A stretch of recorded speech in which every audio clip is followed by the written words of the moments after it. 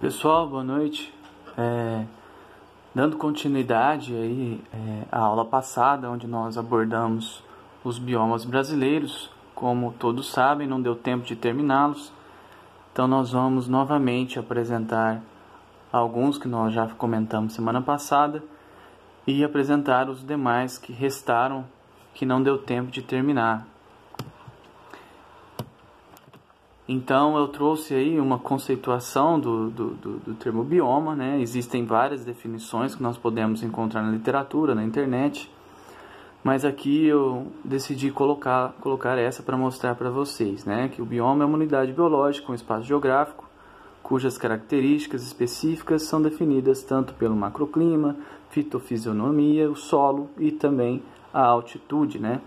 Dentre outros critérios, né? São tipos de ecossistemas, habitats ou comunidades biológicas com certo nível de homogeneidade, né? Essa palavra é importante, homogeneidade, tem que ser homogêneo para ser considerado parte de um bioma, né?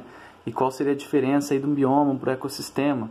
O bioma é bem mais amplo, né? Bem mais abrangente, é mais complexo, é maior, né? Essa é a diferença básica.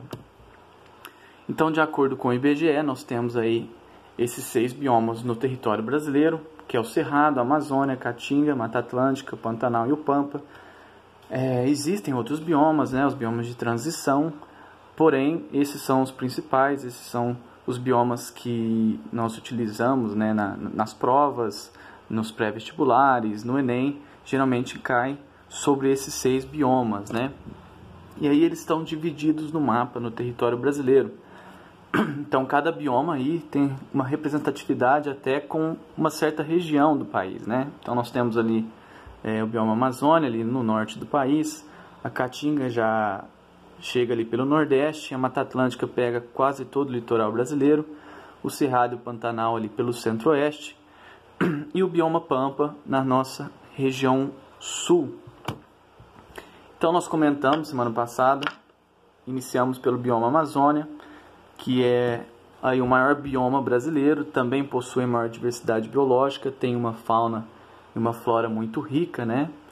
Possui um clima úmido e alta temperatura, né? São constantes a chuva nesse bioma, né? Chove quase todos os dias. E também tem ali uma temperatura alta, né? Alta umidade e alta temperatura. As árvores são de grande porte, né? Você não localiza ali aquelas árvores menores de médio porte, nem plantas arbustivas. Predominantemente são essas árvores de grande porte que se destacam aí, que conseguem se desenvolver neste bioma.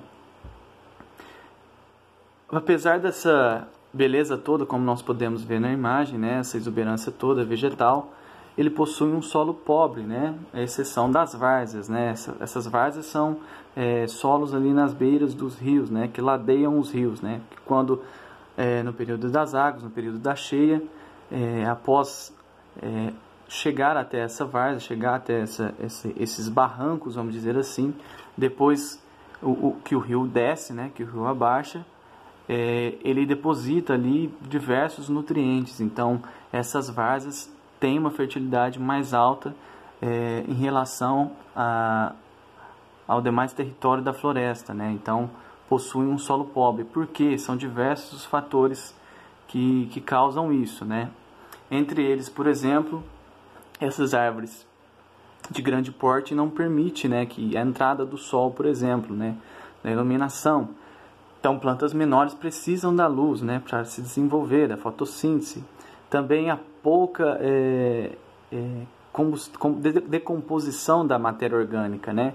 Esse solo ele possui um perfil, uma parte superficial fértil, aqueles 5 centímetros, podemos dizer, né? Que são compostos ali de matéria orgânica, de folhas, de galhos e de outros restos de vegetais, de insetos também e de animais. Porém, fica nesses 5, 10 centímetros, né? Vamos supor que utilizaríamos esse solo para agricultura, não seria fértil porque desses 10 centímetros para baixo, esse solo ele é pobre, né? Tem uma fertilidade muito baixa, né? Não lixiviam os nutrientes no decorrer desse perfil desse solo, né? Então ele tem uma pobreza, vamos dizer assim, em relação à fertilidade, né? Esse bioma ele abrange os estados brasileiros do Acre, Amapá, Amazonas, Pará, Roraima, uma parte de Rondônia, Mato Grosso, Maranhão e Tocantins. E ele é tão amplo, tão grande, que também alcança em outros países, como Guiana Francesa, Suriname, Guiana, Venezuela, Colômbia, Equador, Peru e a Bolívia. Obviamente, a maior parte desse bioma está em nosso território brasileiro, né? E de tamanha importância, né? Tanto é que eu preferi colocar uma curiosidade aí sobre os rios voadores, né? O que são esses rios voadores? Como nós podemos observar aí no desenho, né? Que o calor equatorial evapora do oceano e esse vapor, né? Esse vapor de água chega até a floresta amazônica, até o bioma Amazônia, né? E ali as nuvens elas vão avançando, né? Trocando umidade com a umidade, trocando umidade com o vapor que é evaporado da floresta, né? Do bioma Amazônia.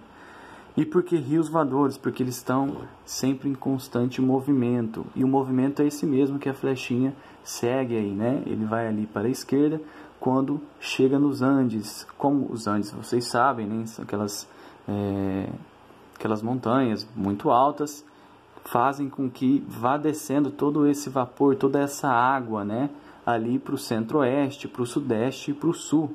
Então ela abastece ali todo o nosso centro-oeste, todo o nosso sudeste, todo o nosso sul. Por isso da importância da floresta e do bioma para o território geral brasileiro, né? Então aí nós temos uma imagem do mundo, por exemplo, onde existem regiões desérticas, né? De pouca precipitação, de pouca chuva. E nós podemos observar mais detalhadamente nessa faixa do mapa, né? Se a gente observar nessa linha traçada em todo o mapa, nós observamos que existem desertos em quase todos os países, né? Que estão nessa linha. Mas tem uma região que não tem deserto. E qual é? Exatamente é na região brasileira, onde está ali o nosso estado, o estado de São Paulo. Então muitos especialistas defendem que se hoje o estado de São Paulo, a região centro-oeste, região sudeste e sul, não tem deserto, né, não sofre tanto ali com a falta de chuva, com estiagem, com grandes estiagens, isso se deve muito à Amazônia, ao bioma Amazônia, né, principalmente esses rios voadores, né, que passam ali pelo bioma, chegando até essa região do país. Então, para a própria agricultura, é importante nós conservarmos a floresta amazônica, porque é ela quem irriga, vamos dizer assim, essas regiões mais abaixo. Temos aí o bioma cerrado, um dos biomas mais importantes também. Ele é o segundo maior bioma brasileiro em extensão, né? O clima é predominantemente tropical sazonal, com períodos de chuvas e de secas, né? Bem dividido isso, né? Muito nítido o período de chuva e muito nítido o período de seca. A vegetação é caracterizada por árvores de tronco retorcidos. Isso se deve também ao excesso de alumínio, que ocasiona o nanismo e a tortuosidade, né? E também o fogo. Gramíneas e arbustos, né? Por que essas árvores elas são retorcidas, né? Elas são tortas? Esse excesso de alumínio e a ausência de outros nutrientes, né? Faz com que ela tenha problemas no seu desenvolvimento, né? Que ela não tenha seu desenvolvimento numa eficiência de 100%, vamos dizer assim, né? Então esse excesso de alumínio causa toxidez. E essa toxidez causa aí, por sua vez, o nanismo e a tortuosidade. Outro ponto que pode se explicar essa característica típica, né, do cerrado, das árvores do cerrado, é o fogo, né? O cerrado ele já está acostumado, vamos dizer assim, né, com o fogo. O fogo é constante no cerrado, mas o fogo também, de certa forma, não é negativo, né? Ele, de certa forma, ele revive nesse momento, né? Ele dá vida nova ao cerrado. Porém, devido à queima aí das gemas apicais das plantas dessas árvores, elas não têm o seu desenvolvimento com naturalidade, vamos dizer assim, como ocorre na floresta amazônica, por exemplo. Essas árvores elas precisam ter brotações laterais, brotações ali que não seriam as comuns, né, que não seriam a natural, e por isso vão se desenvolvendo sem muito um sentido, né, não se desenvolvem de forma ereta, vão criando brotos e troncos e galhos nos seus lados, vai se ramificando de forma tortuosa. Então por isso que o cerrado tem essa característica. O solo é caracterizado por ser um solo profundo, ou seja, ele é bem poroso, drenado e altamente intemperizado, né? Então, intemperismo seria, vocês sabem, é tudo relacionado ao que ocorre, né? Do clima, chuva, vento, enfim, tudo que ocorre. Então, esse solo é bem intemperizado, né? Vamos dizer assim que o bioma cerrado é o mais antigo do Brasil. Então, ele foi constantemente muito intemperizado e com elevado potencial de lixiviação. Então, nós temos aí uma relação desse solo poroso, ou seja, há diversos poros maiores no solo, com uma alta lixiviação, ou seja, a água da chuva vem e leva todos os nutrientes para baixo, né? Então, há poucos nutrientes nesse solo. Então, aí, nutrientes fundamentais como, por exemplo, o nitrogênio, o potássio, o fósforo, o enxofre, o cálcio e o magnésio, que são fundamentais para o desenvolvimento de plantas, eles estão escassos, né, em solos mais profundos, porque a água lixivia esses nutrientes para baixo, então as plantas não têm acesso a esses nutrientes que vão aí para aquíferos, para outros rios, para alguns rios e demais localidades mais profundas do solo, onde as plantas não possuem acesso, né?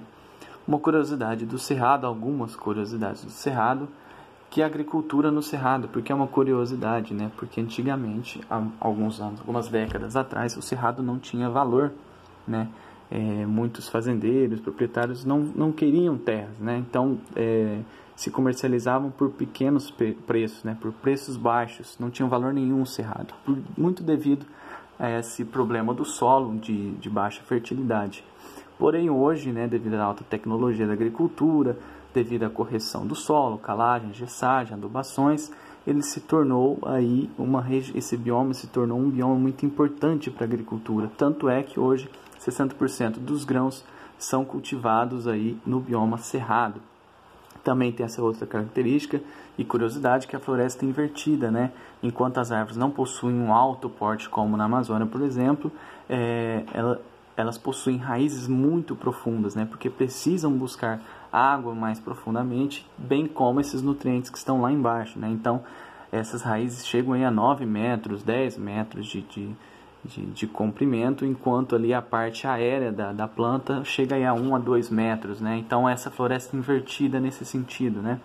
E ele também funciona como esponja para abastecer aquíferos, né? Devido a essa porosidade que eu disse anteriormente, a água fica toda retida lá nas profundidades, ela passa por todo o perfil do solo para abastecer os aquíferos. Então ele é importante nesse ponto também e ajuda a abastecer outro bioma que nós veremos, que é o Pantanal. Então o Cerrado ele tem esse papel crucial aí também para o bioma Pantanal e para os nossos aquíferos, né? Temos o bioma Caatinga, que ocupa grande parte da região nordeste do país, abrange os estados do Ceará, Bahia, Paraíba, Pernambuco, Piauí, Rio Grande do Norte, Alagoas e Sergipe.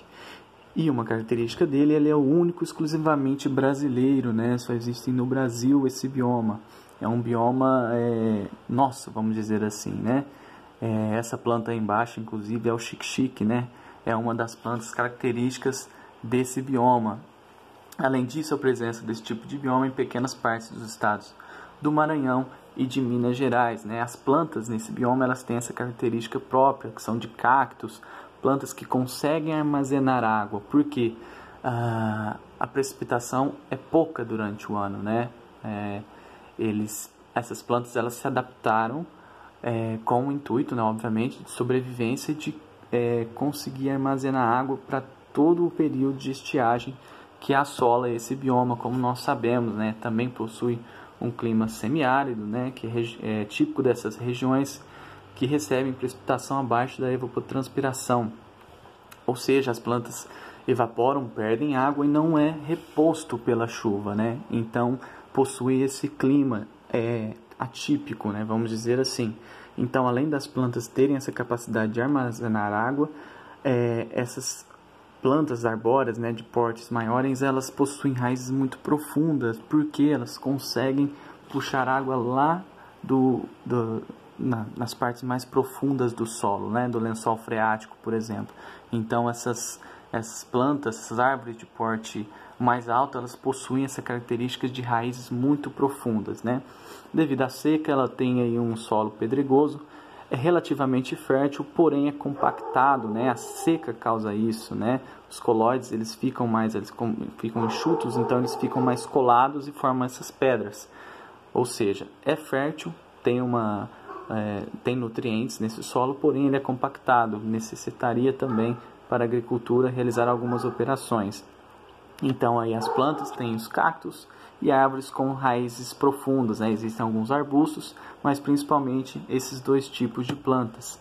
Temos aí o bioma da Mata Atlântica, né? Que engloba a totalidade de 3 estados brasileiros, o Espírito Santo, Rio de Janeiro e Santa Catarina, grande parte do Paraná e pequenas porções de 11 estados, como eu mostrei lá na primeira imagem para vocês. Ele percorre quase todo o litoral brasileiro, né? Por que tem esse nome, né? O Brasil é banhado pelo Oceano Atlântico, então esse bioma está relacionado ao Oceano Atlântico, porque parte ali do litoral, por isso Mata Atlântica, né? Também possui árvores de copas altas, assim como a Amazônia. Tem um clima úmido e alta temperatura, assim também como a Amazônia. Tem um solo pouco fértil pelos mesmos motivos da floresta amazônica. Tem um alto desmatamento, né? Para quê? Por que ocorre esse alto desmatamento? Diferente do cerrado, né? Que é basicamente para agricultura, e da floresta também, da Amazônia também um pouco para agricultura, para pecuária. A Mata Atlântica tem um desenvolvimento nessa região de cidades, né? E por quê? Essas duas imagens são bem didáticas, né? Essa primeira imagem aqui do mapa do Brasil onde é a origem, né, da Mata Atlântica. Ela ocupava toda essa região em verde escuro e hoje em dia está somente com esses pontos aqui em verde escuro, ou seja, foi bastante desmatada, né? E nós vemos nessa outra imagem aqui a população brasileira dividida em 4 faixas, ou seja, a mesma quantidade que tem de população, de habitantes nessa faixa verde, tem nessa faixa amarela, tem nessa faixa azul e nessa faixa branca. Ou seja, na faixa branca e na faixa azul possuem pessoas, a mesma quantidade de pessoas do que na faixa verde, né? Uma densidade demográfica bastante diferente, ou seja, as cidades começaram a se desenvolver pelo litoral, né?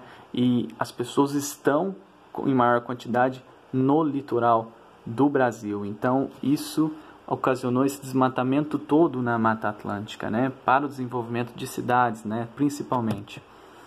Temos aí o bioma Pampa também. O Pampa, ele ocupa mais da metade do território do Rio Grande do Sul.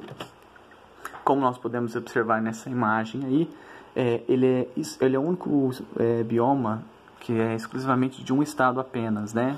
Só o Rio Grande do Sul que tem este bioma. Porém, este bioma também alcança outros países, como o Uruguai e a Argentina, né? Os pampas uruguais e os pampas argentinos. Então, ele é exclusivo do Rio Grande do Sul. O clima é subtropical, com as 4 estações do ano bem definidas. Sua vegetação é marcada pela presença de gramíneas, arbustos e árvores de pequeno porte. O que significa que elas são bem definidas, né? No verão, geralmente, o calor, o inverno, o frio, a primavera floresce e o outono, as folhas costumam aí cair, vamos dizer assim, né? Então, é bem nítido isso, né? No bioma Pampa, né? Além disso, esse bioma é constituído de amplas áreas de pastagem, onde se desenvolvem grandes rebanhos, né?